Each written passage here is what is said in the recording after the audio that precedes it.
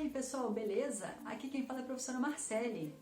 Na aula de hoje nós vamos continuar estudando sobre as penicilinas. No entanto, nosso enfoque se dará no processo de obtenção dos derivados semissintéticos dessa classe de fármacos, assim como no estudo de relação estrutura-atividade dessa classe de antibióticos. Quer saber um pouco mais sobre isso? Bora lá!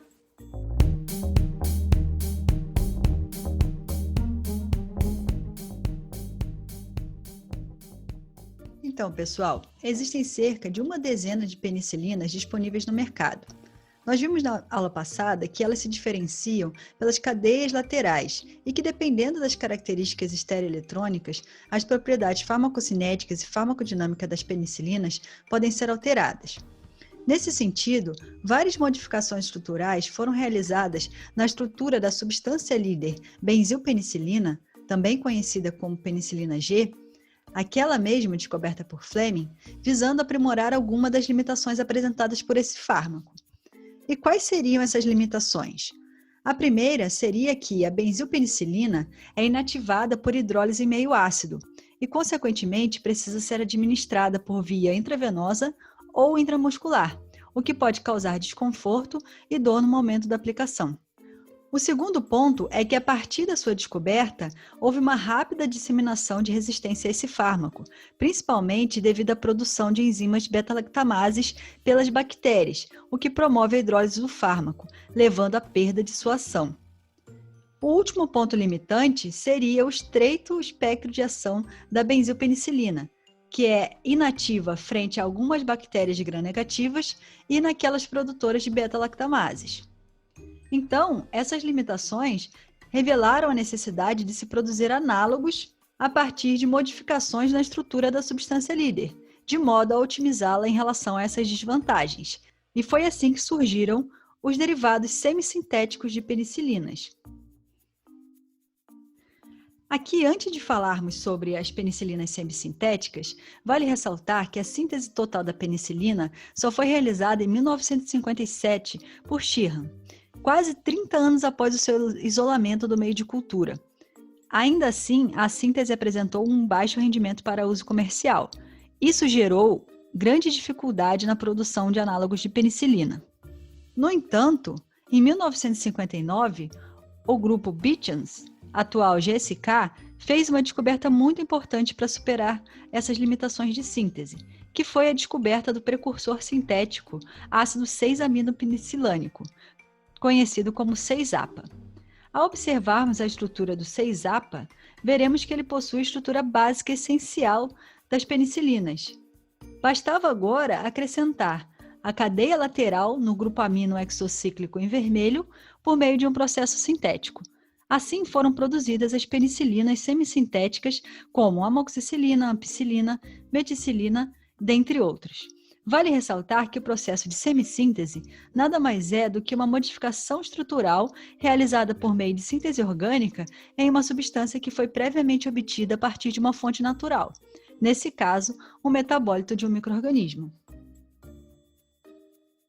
Antes de falarmos sobre a metodologia semissintética, vamos observar como ocorre a metodologia clássica para a obtenção da benzilpenicilina e fenoximetilpenicilina, que são as penicilinas G e V. Essas penicilinas podem ser obtidas através de um processo fermentativo.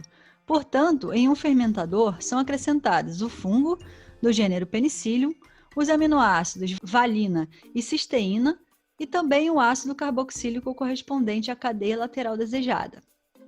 Após o término do processo fermentativo, o fungo é capaz de produzir, por uma via biosintética, as penicilinas desejadas, com as cadeias laterais adequadas. No entanto, esse processo, além de ser bastante lento, não é compatível com qualquer ácido carboxílico, sendo necessária a presença desse metileno, em azul, entre o grupo R e a carbonila para o sucesso do processo. Já a metodologia semissintética consiste na obtenção do precursor biosintético 6-APA a partir de um processo fermentativo semelhante ao anterior, onde estão presentes o fungo Penicillium crisógeno e os aminoácidos essenciais. No entanto, a diferença aqui é a ausência do ácido carboxílico. Nessas condições, o 6-APA é então obtido e pode sofrer reações com cloretos de acila apropriados, gerando as amidas correspondentes, que são as penicilinas semissintéticas. Outra alternativa mais moderna para a obtenção do 6-APA consiste na hidrólise enzimática da benzilpenicilina pela enzima penicilina acilase, que cliva a ligação peptídica, liberando o 6-APA e o ácido fenilacético, em azul. Posteriormente, então, o 6-APA reage via síntese orgânica com cloretos de acila para gerar as penicilinas semissintéticas desejadas. A obtenção de diferentes derivados penicilínicos propiciou a realização de um estudo de relação estrutura-atividade dessa classe de substâncias, onde foi observado que poucas modificações estruturais são toleráveis, sendo permitidas apenas variações na cadeia lateral acil-amina. Assim, podemos destacar como, por exemplo, a presença do ácido carboxílico em azul, livre, é essencial. Geralmente, ele está ionizado e as penicilinas são administradas como sais sódicos ou potássicos. Como já vimos, o íon carboxilato se liga ao nitrogênio carregado do resíduo de lisina presente no sítio ativo por meio de uma interação iônica. Além disso, o anel tensionado beta-lactâmico em roxo também é essencial para a atividade, assim como o sistema bicíclico como um todo, marcado em verde, pois confere uma maior tensão sobre o anel beta-lactâmico, aumentando assim a sua reatividade. Isso também gera algumas instabilidades na molécula, como veremos mais tarde. O enxofre em amarelo geralmente está presente, mas não é essencial. Com relação à estereoquímica do anel bicíclico, os hidrogênios precisam estar na configuração cis, como indicado em vermelho. Por fim, a porção acil-amida em laranja é essencial para a atividade e é capaz de modular as propriedades farmacocinéticas e dinâmicas. Agora, podemos voltar a nossa atenção para como os derivados penicilínicos são importantes para superar as limitações da benzilpenicilina. Então, a primeira limitação trabalhada aqui será a sensibilidade em meio ácido. Primeiramente, vamos observar quais são os motivos que explicam esta sensibilidade, para depois compreendermos que modificações estruturais foram realizadas para superar essa limitação. São 3 motivos que explicam a sensibilidade. O primeiro deles é a tensão anelar que existe no sistema beta-lactâmico fundido ao anel tiazolidínico, como a gente pode observar nessa representação em 3 dimensões. Essa tensão angular e torsional é aliviada por meio do processo de abertura de anel, o que favorece a sua hidrólise. O segundo motivo é a alta reatividade da carbonila beta-lactâmica, que por ser um anel de 4 membros tensionado, desfavorece a estabilização por ressonância que aconteceria em uma amida terciária acíclica. A alta reatividade da carbonila favorece o ataque da água, gerando o produto hidrolisado em azul, que é inativo. Por último, temos a influência da cadeia lateral, que propicia a participação do grupo vizinho, ou grupamento acila, como nucleófilo. Assim, ele participa ativamente do mecanismo de abertura do anel beta-lactâmico, gerando os produtos em azul, que também são inativos. Logo, a penicilina tem um mecanismo de autodestruição já embutido na sua própria estrutura. Para solucionar esse problema e visando tornar as penicilinas passíveis de serem administradas por via oral, basta incluir na estrutura um grupo retirador de elétrons. Esse grupo deve estar ligado ao carbono alfa-carbonílico da cadeia lateral, como destacado em laranja. Assim, essa alteração promove a diminuição da nucleofilicidade da carbonila amídica, diminuindo assim a participação do grupo vizinho, o que promove um aumento na estabilidade do anel beta-lactâmico frente à hidrólise em meio ácido. Ainda com o objetivo de melhorar a absorção desses fármacos por via oral, pode-se transformá-los em profármacos, aumentando assim a sua lipofilicidade e, consequentemente, facilitando a sua absorção pelo trato gastrointestinal. Como mostrado nesse exemplo, a benzilpenicilina possui um log-P igual a 1,08, enquanto que os profármacos pivampicilina e ampicilina possuem um log-P maior, passando para 2,07 e 2,09 respectivamente, mostrando, portanto, um aumento de sua lipofilicidade. Esses profármacos são ésteres, conforme destacado em laranja, que sofrem hidrólise enzimática por ação de esterases, liberando assim a porção ativa correspondente à penicilina em questão, representada em preto. A segunda limitação da benzilpenicilina seria a resistência bacteriana, o que acontece principalmente pela ação de enzimas beta-lactamases. Essas enzimas são resultantes de mutações nas transpeptidases, que são os alvos das penicilinas.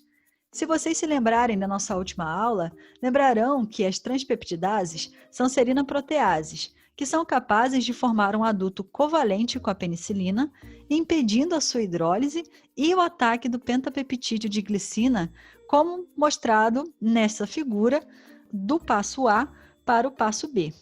No caso das beta-lactamases, a mutação ocorrida permite que as enzimas sejam capazes de hidrolisar o adulto covalente formado entre a penicilina e a serina nucleofílica presente no sítio catalítico. Assim, essas enzimas passam a ser capazes de hidrolisar o adulto covalente formado entre a penicilina e a serina, liberando assim a penicilina em sua forma aberta, ou seja, inativa, como representada em C. A solução encontrada para superar o problema da resistência pelas beta-lactamases foi a inclusão de um grupo volumoso na cadeia das penicilinas, como esses representados em azul nas estruturas dessas penicilinas que estão aqui. Esses grupos fornecem um bloqueio estérico, impedindo o acesso ao sítio ativo da beta-lactamase. No entanto, esse volume estérico deve ser controlado cautelosamente, pois ele não pode ser muito grande, pois deve permitir com que a penicilina se ligue à transpeptidase, que é o seu alvo molecular.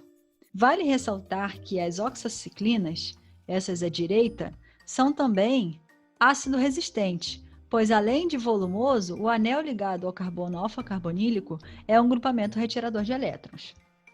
Uma outra solução encontrada é a administração conjunta de um substrato suicida, ou seja, uma substância sem atividade antibacteriana, mas que é capaz de inativar as enzimas beta-lactamases. Um exemplo dessas substâncias seria o ácido clavulânico, cuja estrutura está representada em laranja. Observem que o ácido clavulânico possui um anel beta-lactâmico fundido a um anel de 5 membros, análogo ao anel presente nas penicilinas, com a diferença de que o enxofre foi substituído por um oxigênio, ou seja, um anel oxazolidínico. O mecanismo molecular de ação tem início de forma análoga ao das penicilinas, onde a carbonila do anel beta-lactâmico do ácido clavulânico sofre um ataque nucleofílico da serina presente no sítio catalítico, que irá promover a quebra da ligação carbono-nitrogênio, formando um adulto covalente que já está representado aqui em 1. No entanto, em um segundo momento, esse adulto covalente sofre um outro ataque nucleofílico por um grupamento amino presente no sítio catalítico, liberando a porção aminoácido, como demonstrado em 2. Então, por meio de uma reação de eliminação, o produto protonado formado em 3 forma o adulto covalente final, representado em 4, que se liga de maneira irreversível ao sítio catalítico, impedindo assim que a penicilina seja clivada pela beta-lactamase.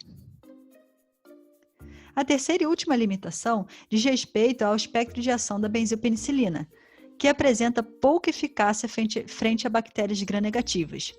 Isso pode ser explicado pela característica da parede celular dessas bactérias, pois nas bactérias gram-negativas existe uma membrana externa que impõe mais uma barreira física e lipofílica para o transporte de substâncias. Sendo assim, substâncias polares, como a penicilina, apresentam dificuldades em atravessá-la de modo passivo. O transporte das penicilinas é realizado, então, por meio de porinas, que são proteínas transmembranas localizadas no exterior dessa membrana externa, que atuam como poros, através dos quais água e nutrientes essenciais conseguem alcançar o interior da célula bacteriana. Assim, pequenas substâncias, como as penicilinas, podem passar por essa via, mas se vão ou não passar depende tanto da estrutura da porina, bem como das características da penicilina, como, por exemplo, seu tamanho e sua carga. Em geral, fármacos com menos chances de passar por essas porinas são aqueles grandes, com carga negativa, e hidrofóbicos, Em contraste, pequenas moléculas hidrofílicas de fármacos, que podem existir na forma zilteriônica, se movem rapidamente pelas porinas. Então, as porinas apresentam um papel crucial no controle da quantidade de penicilina que é capaz de alcançar o espaço periplasmático, existente entre a membrana externa e a membrana celular. Se o acesso a esse espaço é lento, a concentração de penicilina pode não ser suficiente para inibir a enzima transpeptidase de forma eficiente. Além disso, nas bactérias gram-positivas, as beta-lactamases são secretadas para o meio extracelular e são menos ativas do que as enzimas beta-lactamases produzidas pelas bactérias gram-negativas. Nessas, as beta-lactamases se encontram estrategicamente situadas no espaço periplasmático, podendo alcançar maiores concentrações e agir de modo mais eficaz sobre os beta-lactâmicos que atravessem para esse espaço, antes mesmo que eles cheguem ao interior da célula. Além disso, em algumas bactérias gram-negativas, as transpeptidases são produzidas em excesso, o que faz com que seja necessária uma quantidade muito grande de penicilina para inativar todas essas enzimas. Por fim, um outro mecanismo que também aumenta a resistência das bactérias gram-negativas é a existência de transportadores de efluxo na membrana externa, que são capazes de carrear a penicilina de volta para o meio extracelular. Portanto, visando aumentar o espectro de ação da benzilpenicilina, centenas de análogos foram produzidos, e por meio de um estudo de relação estrutura-atividade, foi provado que a presença de grupos hidrofóbicos na cadeia lateral favorece a ação em bactérias gram-positivas e reduzem a atividade sobre bactérias gram-negativas. Além disso, a presença de grupos hidrofílicos, como o amino, hidroxila, carboxila, pouco afetam ou reduzem a atividade sobre bactérias gram-positivas. No entanto, a presença deles aumenta a atividade sobre bactérias gram-negativas. Como exemplo dessa estratégia, temos a classe das aminopenicilinas, que estão representadas aqui pela ampicilina e pela amoxicilina. Ambas possuem um grupamento amino, em verde, ligado ao carbono alfa-carbonílico, o que lhes fornece características interessantes, como, por exemplo, podem ser administradas por via oral, possuem amplo espectro de ação, são resistentes ao meio ácido, mas, no entanto, são sensíveis a beta-lactamases e possuem baixa absorção intestinal, o que fez com que elas fossem desenvolvidas como profármacos, como já mencionado anteriormente. Sendo assim, pessoal, na aula de hoje, vimos algumas limitações da substância benzilpenicilina que incentivaram a busca e a descoberta por fármacos aprimorados, tanto no quesito farmacocinética quanto farmacodinâmica. Além disso, nós vimos também como são produzidos os análogos semissintéticos da benzilpenicilina, que são produzidos a partir do precursor biosintético 6-APA. Além disso, nós vimos também como foi realizado o estudo de relação estrutura-atividade dessa classe de antibióticos. E, por fim, quais foram as soluções implementadas para superar as principais limitações da penicilina G, no que diz respeito à sua sensibilidade meio ácido, frente à resistência às enzimas beta-lactamases e também com relação ao seu estreito espectro de ação. Bem, pessoal, vamos ficando por aqui. Espero que vocês tenham gostado e até a próxima.